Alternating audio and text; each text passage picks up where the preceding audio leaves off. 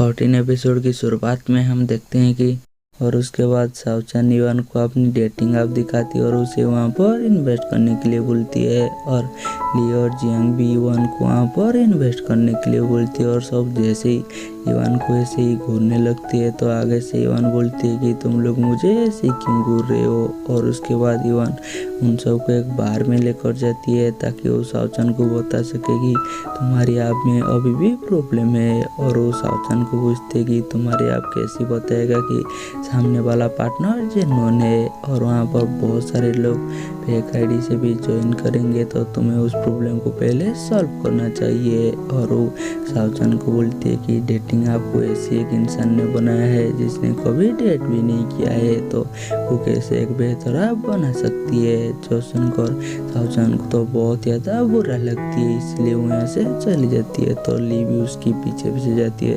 उसे चेयर करने के लिए और वो साउचान को अपनी पूरी सेविंग दे देती है ताकि उसकी काम में कोई मदद हो सके। लेकिन साउचान तो उसे लेने से साफ साफ मना कर देती है। और दूसरी तरह जियांग और युआन जा रही होती है तो आगे से जियांग युआन को बोलती है कि तुम्हें ऐसे साउचान को रिजेक्ट नहीं करना चाहिए था। तो आगे से युआन बोलती है कि मैं साउचान को बहुत ही अच्छी तरह से जानती हूँ, उसे तो प्यार के बारे में कुछ ही पता नहीं है जो कि एक डेटिंग ऐप को चलाने के लिए बहुत ही ज़रूरी होती है, इसलिए मैंने उसे रिजेक्ट किया है। तो आगे से जियांग युआन को बोलते हैं कि मुझे तो साउचान की ऐप बहुत ज़्यादा अच्छा लगा। तो आगे से युआन उसे बोलते हैं कि तुम तो खुद ही उस ऐप को यूज़ नहीं करते हो और तुम डेटिंग ऐप को प्रमोट करते हो, क्या तुम्हें प्यार के बारे में कुछ भी पता है। तो आगे से जियांग युआन को बोलते हैं कि मुझे तो प्यार के बारे में ज़्यादा कुछ पता नहीं है और तुम ऐसे बोल रहे हो जैसे कि तुम्हें प्यार के बारे में बहुत कुछ पता है और ऐसा लगती है कि तुम्हारी बहुत सारी गर्लफ्रेंड रह चुके हैं। तो आगे से युआन बोलते कि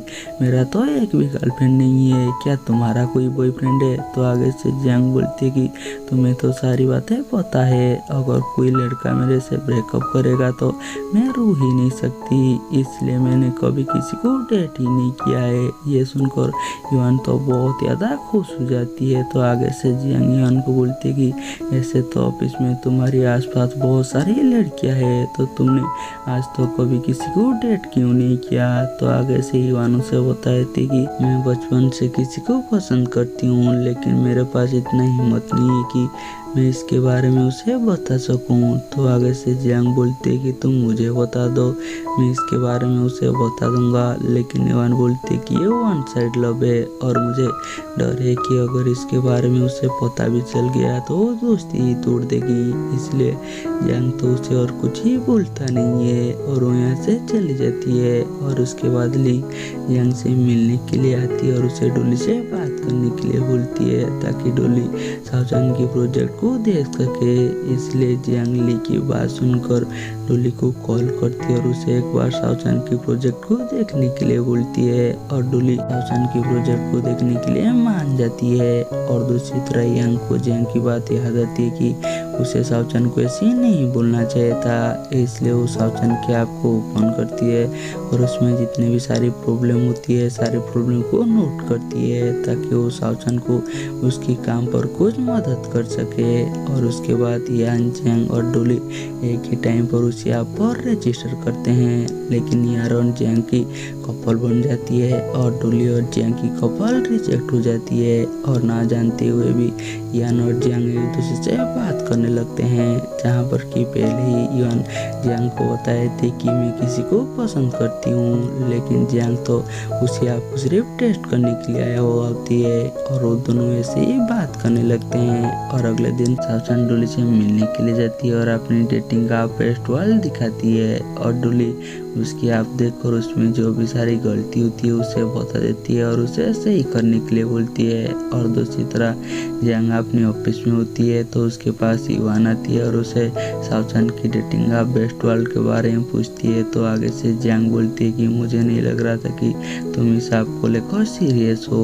तो भी उन दोनों के पास उसी ऐप से नोटिफिकेशन आती है तो वो दोनों एक दूसरे से बात करने लगते हैं ऐप के जरिए में। और दूसरी तरह ली साउचान की ऐप के लिए एक पोस्टर बनाया हुआ होती है जो कि अपने स्टोर पर टांग दिया होती है। तो अभी उसके पास सावचान आती है और सावचान उसे जैसे ही बात करती है तो उसे उसकी प्रॉब्लम का हल मिल जाती है और वो जाकर इसके बारे में डोली को बताती है। तो डोली उसके यहाँ पर इन्वेस्ट करने के लिए मान जाती है और एक बार जैसे ही आकर वो ली को बताती है तो ली तो बहुत ज़्यादा खुश हो जाती है और इस बार वो सावचान को गले लगा लेती है। और दूसरी तरह जियांग अपनी ऑफिस की टेरेस पर होती है और वो पूरी सिटी को देख रही होती है। तो अभी उसे ली मैसेज करती है और उसे बोलती है कि मेरे पास तुम्हारे लिए एक सरप्राइज है। तो अभी वहाँ पर इवान आ जाती है और उसे पूछती है कि तुम यहाँ पर क्या कर रहे हो। तो आगे से जियांग उसे बोलती है कि ये सिटी कितना बड़ी है ना। तो आगे से इवान बोलती है कि मुझे ऐसा नहीं लगता क्योंकि